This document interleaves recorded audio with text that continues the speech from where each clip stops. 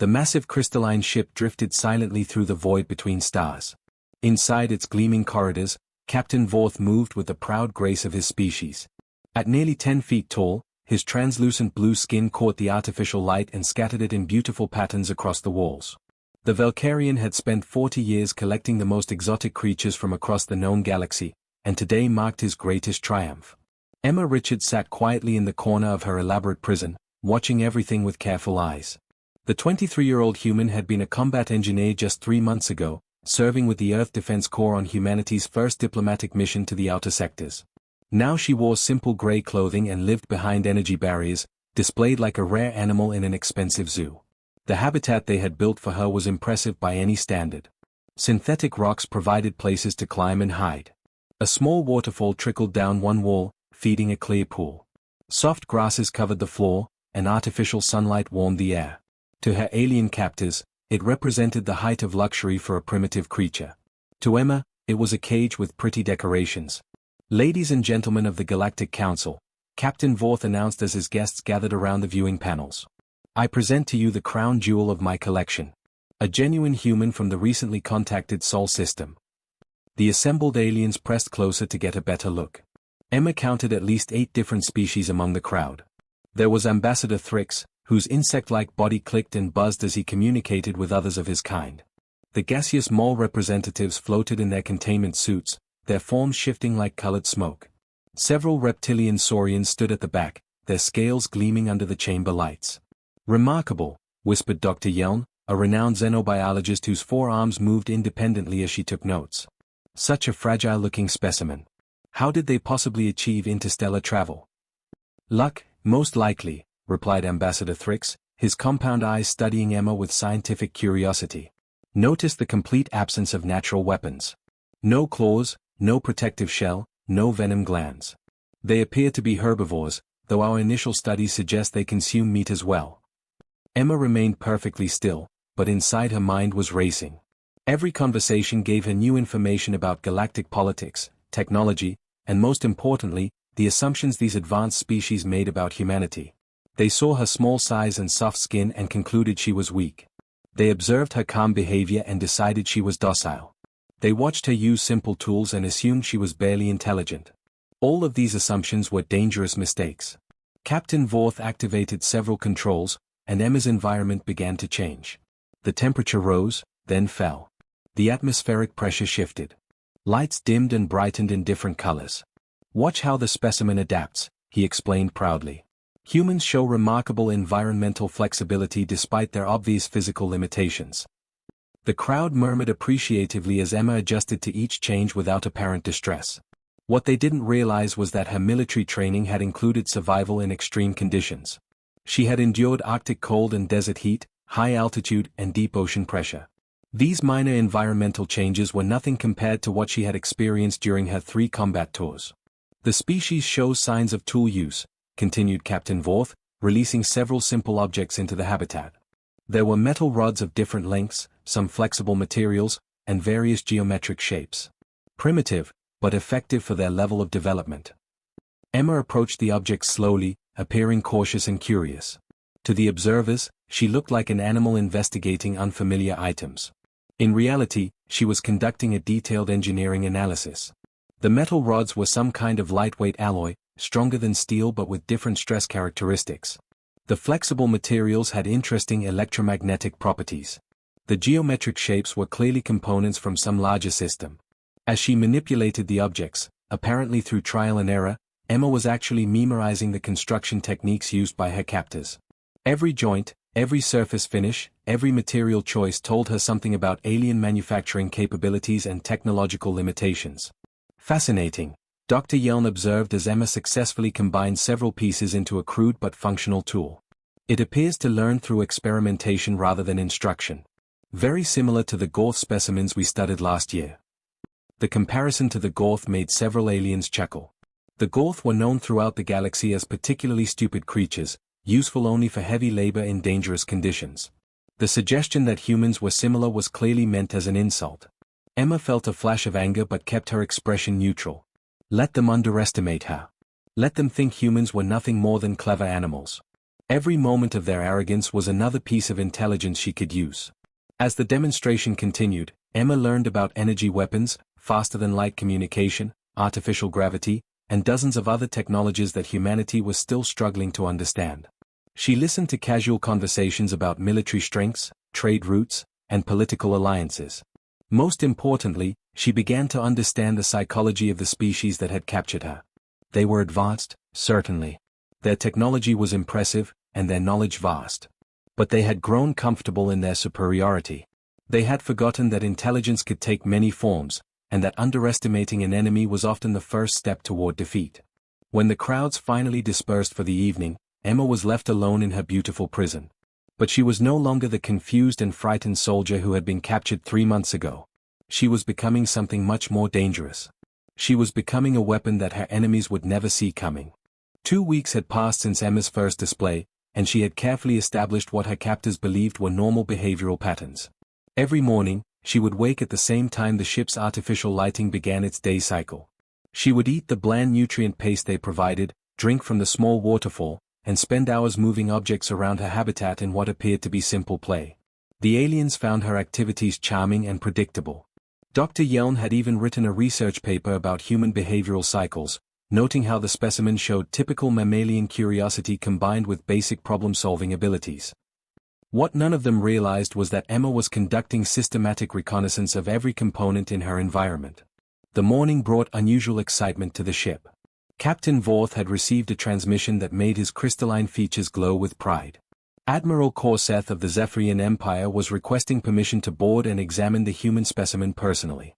The Zephyrians were legendary throughout the galaxy as the most successful military force in known space, having conquered 12 star systems through superior tactics and overwhelming firepower. Emma watched from her habitat as the shuttle docked with Captain Vorth's ship. Through the transparent walls, she could see the Zephyrian delegation emerging from their transport. Admiral Korseth himself stood nearly 8 feet tall, his reptilian body covered in natural armor plates that gleamed like polished metal. His yellow eyes swept the docking bay with the calculating gaze of a predator. Behind the Admiral came 6 warriors that made Emma's breath catch in her throat. The Void Reapers were elite soldiers whose reputation preceded them across the galaxy. Each stood 7 feet tall with thick scales that could deflect most energy weapons. Their claws were as sharp as surgical instruments, and their reflexes were faster than any unenhanced organic being should possess. Most terrifying of all, they had centuries of combat experience each. "Welcome aboard my vessel, Admiral," Captain Vorth greeted his guests with elaborate ceremony. "I trust your journey was comfortable." "Adequate," Admiral Korseth replied, his voice a deep rumble that seemed to vibrate through the ship's hull. "I confess myself curious about this human specimen. The reports reaching Zephyr Prime have been amusing." The group made their way through the corridors toward Emma's habitat, their heavy footsteps echoing off the crystalline walls. As they walked, Emma could hear fragments of their conversation through the ship's air circulation system. The Zephyrians were discussing humanity's failed first contact mission with casual contempt. 30 ships, one of the Void Reapers was saying. 30 ships destroyed by a simple ambush. How did such a weak species ever leave their home world? "Perhaps they stole the technology," suggested another warrior. "Or found it abandoned on some dead world. There is no way creatures that fragile could have developed interstellar travel on their own." Emma bit back her anger. The 30 ships had been destroyed because they had walked into a trap meant to look like a peaceful meeting. Her commanding officer had died buying time for the other vessels to escape. She had stayed behind to plant charges on the alien communication array, ensuring the enemy couldn't track the retreating human fleet.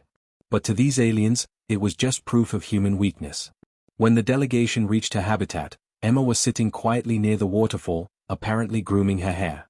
She had learned that the aliens found such behavior endearing, like watching a pet clean itself. In reality, she was positioning herself to observe their weapons, armor, and behavioral patterns without appearing to pay attention. "So this is the famous human," Admiral Korseth said, approaching the viewing panel with predatory interest. "Smaller than I expected. How much does it weigh?" "Approximately 57 kilograms, Captain Vorth replied proudly. "Remarkably light bone structure, but the muscle density is surprisingly high for such a compact frame." The Admiral tapped the reinforced barrier with one clawed finger, and Emma looked up as if startled by the sound. She allowed her eyes to widen slightly, giving the impression of fear mixed with curiosity. The Zephyrians found this reaction highly entertaining. Look how it cowers, laughed one of the Void Reapers. On my home world, we have pack animals larger and more dangerous than this creature. How did they ever survive long enough to develop space travel? Perhaps they are scavengers, suggested another warrior. Hiding from real predators and feeding on scraps. That would explain their small size and fearful nature.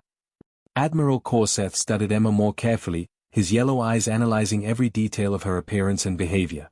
The species might have potential for menial labor, he concluded. They appear docile enough, and those manipulator appendages could be useful for delicate work. Captain Vorth activated a series of simple puzzles within the habitat, mechanical devices that required Emma to arrange colored shapes in specific patterns. She solved them quickly but made sure to appear confused at first, looking around as if seeking approval from her captors. The aliens nodded approvingly at this display of trained animal behavior. Interesting, Admiral Corseth mused. It learns through repetition and positive reinforcement. Very similar to the Kytherian work beasts we use in our mining operations. The casual comparison to livestock sent a chill down Emma's spine, but she maintained her act of innocent curiosity. Around her, the conversation had moved on to more disturbing topics. The Zephyrians were discussing the potential uses of human specimens in their research facilities. My science division is always looking for new subjects, Admiral Corseth mentioned casually to Captain Vorth.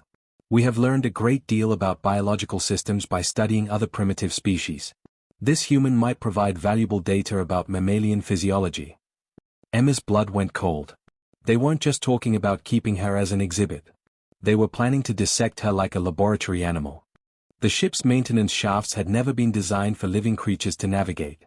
They were narrow spaces barely 3 feet wide, meant only for automated repair drones that glided through them on magnetic cushions.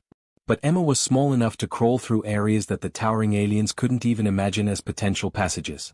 She had discovered the entrance to the maintenance system 3 days ago, hidden behind a decorative panel in her habitat. During her apparent afternoon naps, when the aliens believed she was resting like any simple animal, Emma had been exploring the dark spaces between the ship's walls. Her military training had taught her that every structure had vulnerabilities, and alien architecture was no exception. Moving silently through the cramped passages, Emma had mapped nearly half the ship. She knew where the power conduits ran, where the air recycling systems operated, and most importantly, where the security sensors couldn't reach. The aliens had built their ship to defend against external threats and internal rebellion from other advanced species. They had never considered that danger might come from something small enough to move through spaces they couldn't access. Using the broken crystal shard she had carefully concealed from her habitat's decorative elements, Emma had been slowly cutting through access panels and gathering materials.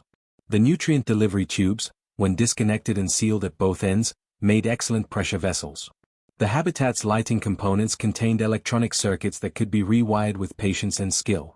But Emma's most valuable discovery had been the ship's technical documentation, stored in computer terminals throughout the maintenance areas. The aliens had never bothered to secure these systems because they assumed no primitive species could understand advanced technology. They were wrong. Emma's engineering background from the Earth Defense Corps had prepared her for exactly this kind of challenge. She had spent years studying captured alien technology, learning how their energy systems worked and how their weapons operated. The Zephyrian equipment was more advanced than anything she had seen before, but the basic principles were the same. Their energy weapons used focused plasma contained within magnetic fields. The containment systems required constant power and specific frequency modulations to remain stable. If those frequencies were disrupted, the weapons would either shut down safely or, if the disruption was severe enough, overload catastrophically. The Void Reaper's armor was even more interesting. The scales that covered their bodies were natural, but they had been enhanced with synthetic materials that could deflect most energy-based attacks. However, the enhancement process had created specific weak points where the synthetic and natural materials joined. More importantly, the armor had been designed to protect against the advanced weapons used by other galactic civilizations. It had never been tested against the kind of primitive, kinetic solutions that humans had perfected. Emma smiled grimly as she worked in the darkness of the maintenance shafts.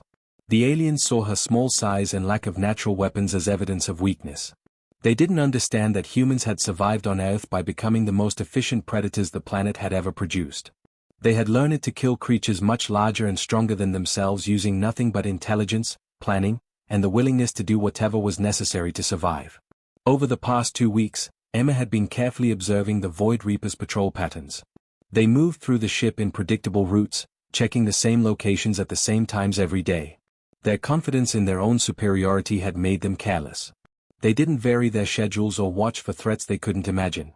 More critically, they had never faced an enemy that fought like a human. Every species in their experience either engaged in honorable combat with clear rules and objectives, or surrendered when faced with superior force. None of them had evolved as persistence hunters, creatures that would pursue prey for days or weeks until exhaustion made the kill possible. Emma's plan was elegant in its simplicity and terrifying in its implications. She would use the ship's own systems against its defenders, turning their technological advantages into weapons that could be used against them. The maintenance shafts would allow her to move unseen throughout the vessel. The electronic components she had gathered would let her disrupt their weapons and armor at critical moments. Most importantly, their own arrogance would prevent them from adapting to her tactics until it was too late. She had identified the choke points where the corridors narrowed, forcing the large aliens into predictable paths. She had located the environmental controls that could be used to create confusion and panic. She had even found the ship's emergency systems, designed to contain dangerous specimens that might escape from the various habitats. The hardest part of her plan was the timing. Emma would have only one chance to execute her strategy. Once she began, the entire ship would be on alert, and her advantages of surprise and stealth would be gone. She would have to move quickly and efficiently, eliminating threats before they could organize an effective response. But Emma had one more advantage that the aliens couldn't comprehend. She wasn't fighting for glory or honor or territory. She was fighting for survival, and humans had spent millions of years learning that survival sometimes required becoming monsters. As she made her final preparations in the darkness of the maintenance system, Emma thought about the research facility Admiral Corseth had mentioned. She thought about the other humans who might be captured in future encounters. She thought about the casual way these aliens discussed dissecting her species like laboratory specimens. Tomorrow night, when the ship entered its rest cycle and the Void Reapers began their routine patrol, Emma would teach them why underestimating humans was a fatal mistake.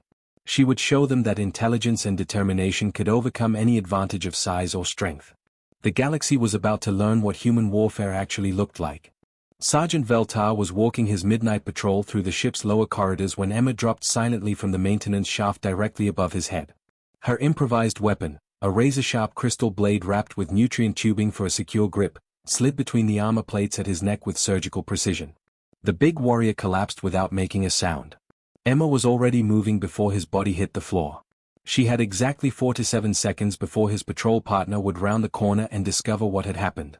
Her homemade electromagnetic pulse device, built from lighting circuits and power cells, was ready in her other hand. When the second Void Reaper appeared, his massive form filling the narrow corridor, Emma triggered the device. The electromagnetic burst disabled his armor's power systems for 12 seconds, just long enough for her to claim his plasma rifle and disappear back into the ventilation system above. The alarm started wailing 3 minutes later.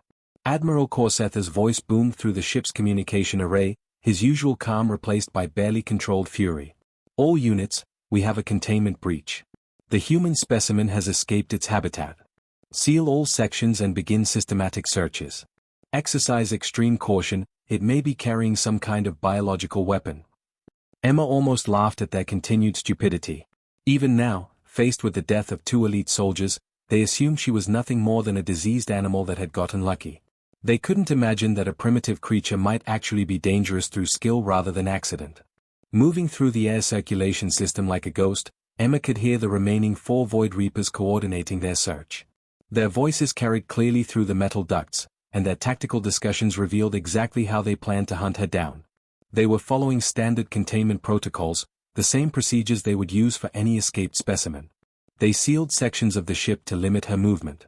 They activated additional sensors to detect heat signatures and movement. They began methodical searches of every room and corridor, moving in pairs to cover each other's backs. It was textbook military procedure, perfect for containing a panicked animal or even a desperate prisoner.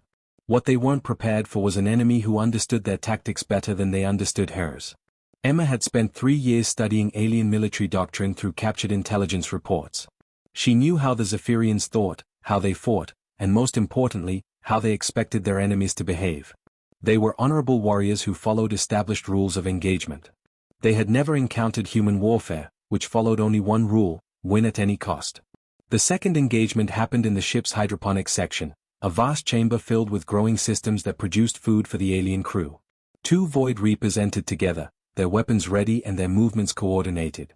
They swept the room methodically, checking behind every piece of equipment and under every growing platform. They never thought to look up at the irrigation system 20 feet above their heads, where Emma had been waiting motionless for over an hour. Her muscles were cramped and her back ached from holding the uncomfortable position, but she had learned patience during her military training. Sometimes winning meant enduring discomfort that would break a weaker mind. The improvised explosive device she had constructed was crude but effective. Pressurized nutrient containers, electronic detonators, and carefully placed structural charges brought down a section of the ceiling in a thunderous crash. In the chaos of falling debris and swirling dust, Emma struck again. She moved like liquid death through the confusion, using the aliens' own weapons against them. The plasma rifle she had taken from the first kill was powerful enough to punch through Void Reaper armor, but only if fired at exactly the right angle. Emma had studied the armor's weak points during her weeks of observation, and now that knowledge became lethal reality. By the time the dust settled, 2 more elite soldiers lay dead among the wreckage of the hydroponics bay. Emma had already vanished back into the ship's hidden spaces, leaving only destruction and growing fear in her wake. Admiral Corseth stood in his command center, watching security monitors that showed nothing but empty corridors and damaged sections. His remaining warriors reported in with increasing nervousness, their confident voices now tight with anxiety they would never admit to feeling. "How is this possible?" Captain Vorth whispered, his crystalline features pale with shock. "It's just one primitive creature. Your Void Reapers are supposed to be the finest warriors in the galaxy." The Admiral's claws scraped against the metal console as he struggled to understand what was happening to his forces. On the security feeds, he caught brief glimpses of movement in places that should have been inaccessible. Shadow-quick flashes of a small figure moving through spaces no Zephyrian could possibly fit through. "It's not fighting like any species we've encountered," he finally admitted, his voice barely above a growl. "Every creature we know either stands and fights with honor, or runs when faced with superior force. This thing does neither. It's hunting us like we're prey."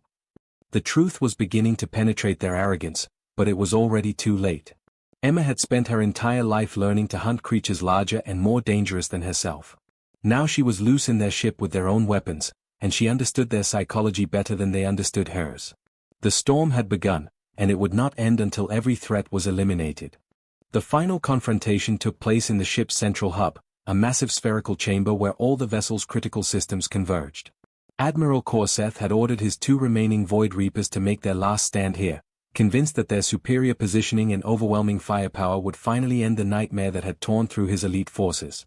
The chamber was 3 stories tall with multiple levels connected by metal walkways. Energy conduits ran along the walls like glowing veins, and the air hummed with the power of the ship's main reactor. It was a fortress within a fortress, with clear sight lines and no cover for an approaching enemy. Emma emerged from an environmental access port near the ceiling, moving with fluid silence across the maintenance catwalks. She was no longer the frightened prisoner who had been displayed like an exotic animal. Her gray clothing was torn and stained with alien blood. Her hands were cut from crawling through sharp metal passages. But her eyes held the cold calculation of a predator that had finally cornered its prey. The stolen Zephyrian weapons felt comfortable in her grip now. 3 days of constant combat had taught her their operation better than years of theoretical study could have. She understood their power settings, their reload mechanisms, and most importantly, their limitations. Every piece of alien technology she had encountered followed logical principles, and logic could always be turned into advantage. "Surrender immediately, creature," Admiral Corseth commanded from behind an energy barrier at the chamber center. His voice carried the authority of someone accustomed to instant obedience, but Emma could hear the fear underneath his words. "You cannot possibly defeat trained warriors with centuries of experience." For the first time since her capture 3 months ago, Emma spoke. Her voice was steady and professional, carrying the tone of a soldier delivering a tactical briefing to fellow officers. "Admiral Corseth, you have made several critical errors in your assessment of human capabilities." She moved along the upper walkways with practiced ease, using the chamber's own architecture for cover as the 2 Void Reapers tried to acquire target locks on her small, fast-moving form. The first warrior fired his plasma rifle in a brilliant burst of energy that melted a section of metal walkway. Emma had already moved, anticipating his shot based on the weapon's charging cycle and his body positioning. She returned fire with precision that would have impressed her old gunnery instructors, her shot striking the weak joint where his shoulder armor connected to his chest plate. You assumed that physical superiority automatically translates to combat effectiveness, Emma continued, her voice carrying clearly through the chamber as she repositioned herself on a different level. You failed to account for adaptability, tactical thinking, and the will to do whatever is necessary to survive. The second Void Reaper tried to flank her by climbing to a higher walkway, but Emma had anticipated this move as well. She had spent the past hour studying the chamber's layout and identifying every possible approach route. As the warrior reached the top of the access ladder, he found himself looking directly into the barrel of Emma's captured weapon. The energy blast threw him backward off the walkway, his armored body crashing into the power conduits below. Sparks showered the chamber as secondary systems began to fail, but Emma was already moving again, always staying ahead of Admiral Corsetha's attempts to track her movement. Most importantly, she said, her voice now coming from a different position entirely, you never bothered to learn what humans actually are. Admiral Corseth realized with growing horror that he was now alone in the chamber with the creature that had systematically destroyed his most elite soldiers.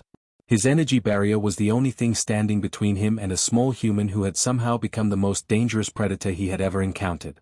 "What are you?" he whispered, his yellow eyes following Emma's movements as she descended to his level with casual confidence. Emma approached the energy barrier, studying its power patterns with the same analytical mind she had applied to every challenge since her capture. The barrier was strong, certainly, but it followed the same logical principles as every other piece of technology on the ship. Every system had weaknesses, and every weakness could be exploited by someone with the right knowledge and determination. Lieutenant Emma Richards, Earth Defense Corps, Service Number 7429 Bravo 3, she replied, her voice carrying the weight of every human who had ever fought against impossible odds and won. "And Admiral, you're about to learn why my species didn't just survive on one of the most dangerous worlds in the galaxy. We thrived there." She deactivated the barrier using a combination of electronic warfare techniques and direct manipulation of its control systems that the Admiral couldn't begin to follow. As the energy field collapsed, Emma stood before him, no longer the primitive specimen he had planned to dissect for scientific research. The Admiral reached for his sidearm, but Emma was already inside his guard, moving with the deadly efficiency that had made her one of Earth's finest combat engineers. Her improvised crystal blade found the gap in his neck armor with surgical precision, and the most feared military commander in 3-star systems collapsed at the feet of the small human he had dismissed as harmless.